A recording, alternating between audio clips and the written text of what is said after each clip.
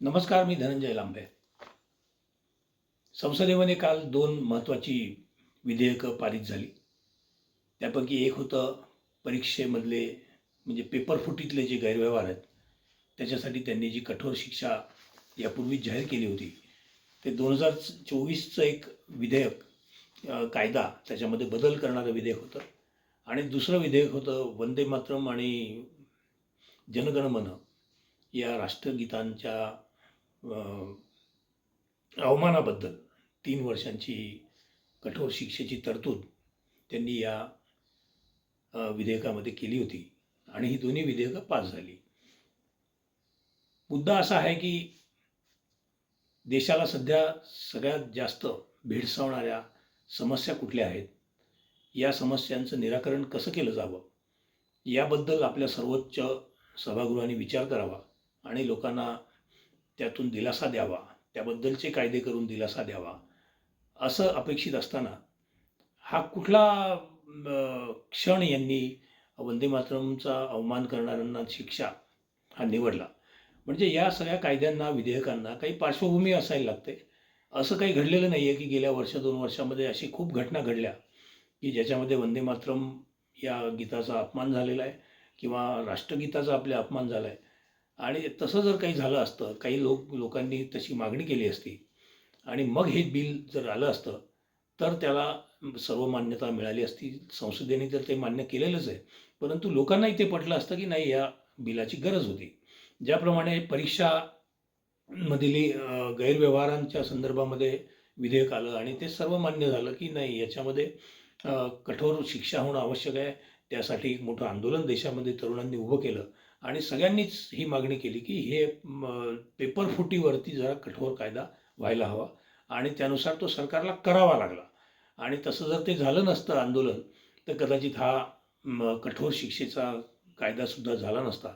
परंतु प्रायोरिटीज काय देशाच्या ठरवल्या पाहिजेत याच्या संदर्भामध्ये थोडंसं आपल्याला आज बोलायचं होतं की या देशामध्ये कच्चे रस्ते, म्हणजे रस्ता बनवल्याबरोबर तो 5 वर्षामध्ये त्याचे खड्ड्यांमध्ये रूपांतर होतं. सिमेंटचे रस्ते आल्यानंतर 15 वर्ष त्याच्याकडे बघण्याचं काम नाही, असं जे एक आपल्याला चित्र दाखवलं गेलं, त्याच्यातून आपण उल्लू बनलो हे आता आपल्याला लक्षात यायला लागलेलं आहे. गावखेड्यामधले रस्ते सिमेंटचे तर अक्षरशः त्याच्यात राख उडायला लागलेली आहे. आणि जागोजागी आंदोलन होत आहेत. काल नाशिकमध्ये खूप मोठं आंदोलन झालं खड्ड्यांविरुद्ध. तसंच अनेक शहरांमध्ये, म्हणजे छत्रपती संभाजीनगरपासून अगदी दिल्लीपर्यंत रस्त्यांच्या संदर्भातली परिस्थिती अत्यंत वाईट आहे. हे रस्ते वाईट कोणी केले, चुकीचे कोणी केले, त्याला जबाबदार अधिकारी कोण, त्याला जबाबदार कंत्राटदार कोण, यांना कठोर शिक्षा देण्याचं एखादं विधेयक आणावं असं या सरकारला वाटलेलं नाही. त्यानंतर आपण बघतो की अनेक पूल जे बांधले जातात नद्यांवरती, ओढ्यांवरती, तर ते पण असे 2-5 वर्षामध्ये कोसळून पडतात. परवाच पुणे जिल्ह्यामधलं एक उदाहरण समोर आलं होतं. तर हे पूल कोणी बांधले, या तिथे अधिकारी कोण होते, त्या पुलामध्ये नेमका काय प्रॉब्लेम झाला की तो 2-4 वर्षातच कोसळला. तर अशा पद्धतीच्या जे काही गुन्हे करतायत, ज्याला सामाजिक गुन्हे आपण म्हणू शकतो, अशा लोकांना काही शिक्षा देण्याची तरतूद करणारा कायदा आपल्या संसदेला अजून करावासा वाटलेला नाही. कदाचित जे काही कायदे याच्यापूर्वी केलेले आहेत ते पुरेसे आहेत असं संसदेला वाटत असेल.